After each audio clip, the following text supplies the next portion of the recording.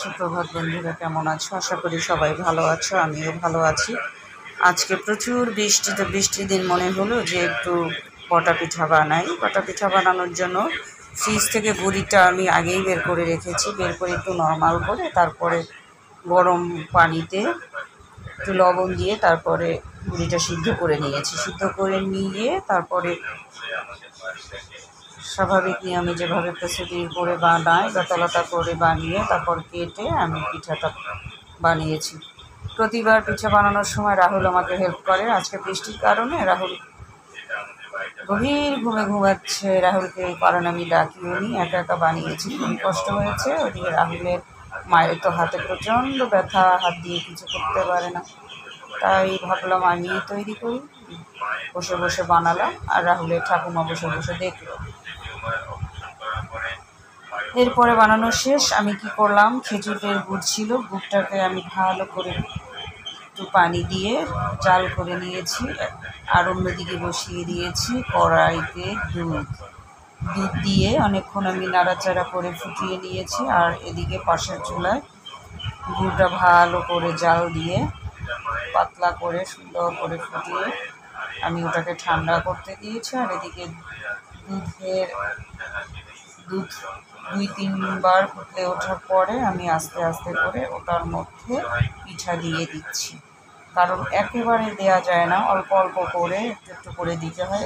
সবগুলো একবারে দিয়ে দিলে তখন সমস্যা হয়, ওটা লেগে যাওয়ার সম্ভাবনা থাকে। এই কারণে অল্প অল্প করে দিতে হয়। আমি ওভাবে প্রতিবারই অল্প অল্প করে দিয়ে দিয়ে দিয়ে দিয়ে আস্তে আস্তে নেড়ে চেড়ে তারপরে রান্না করে নিলাম। তো যতবারই পিঠা বানানো হয়, বিশেষ করে 2-3 বার এরকম হয়েছে, চিনিটা বা গুড়টা দেওয়ার পরে দুধটা ফেটে যায়। আর এই দুধটা ফেটে গেলে আমার একদমই ভালো লাগে না, মনটা খুব খারাপ হয়ে যায়। কারণ অনেক কষ্ট হয় পিঠাটা তৈরি করতে। এত কষ্ট করার পরে শেষে যখন দুধটা ফেটে যায় মনটাই খারাপ হয়ে যায়। এই জন্য আমি এবার কী করেছি, গুড়টা জাল দিয়ে ওকে ঠান্ডা করে রেখেছি। ঠান্ডা করে রাখার পরে পিঠাটার মধ্যে আমি সামান্য একটু লবণও দিয়েছি। লবণ দিয়ে জাস্ট যেরকম রান্না করে স্বাভাবিক দিন ওভাবে রান্না করে আমি নামিয়ে নিয়েছি। নামিয়ে নেওয়ার পরে কী করলাম, 4-5 মিনিট পরে আমি গুড়টা ওটার সাথে মিশিয়ে দিয়েছি। তো গুড়টা মিশিয়ে দেওয়ার পরে স্বাভাবিক যেভাবে রান্না করে ওরকমই হয়ে গেল। দেখলাম যে এবারে দুধটা ফাটে না, দেখে আমার যাই হোক বেশ খুশিই লাগলো যে এই প্রসিডিওরে রান্না করলে দুধ ফেটে যাবে না। এবার একটা উপায় খুঁজে পেলাম, বেশ ভালোই লাগলো। তো বন্ধুরা, দেখতে থাকো আমি কীভাবে রান্না করলাম, আমার সঙ্গে থাকো আর দেখতে থাকো।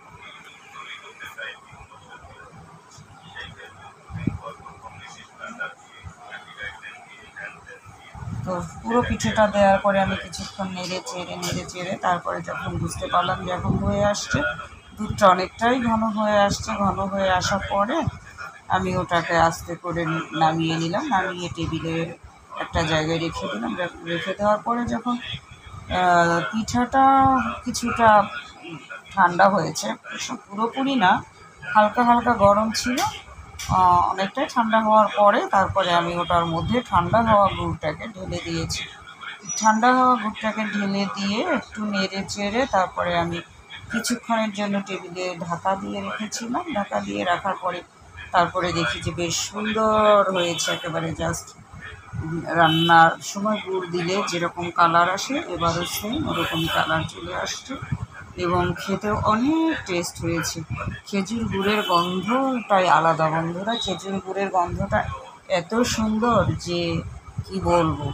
আর পিঠাটার কালারটা দেখো কত সুন্দর এসেছে, একেবারে ক্রিমি হয়ে গেছে, ভীষণ ক্রিমিশ হয়ে গেছে আর খেতেও অনেক টেস্ট হয়েছে। তো তোমরা আশা করি পিঠাটা অনেকেই বানিয়েছো এবং খেয়েছো। যদি যারা বানিয়েছো আমাকে জানিও কমেন্টস করে, কেটে বানিয়েছো। তো থ্যাংক ইউ।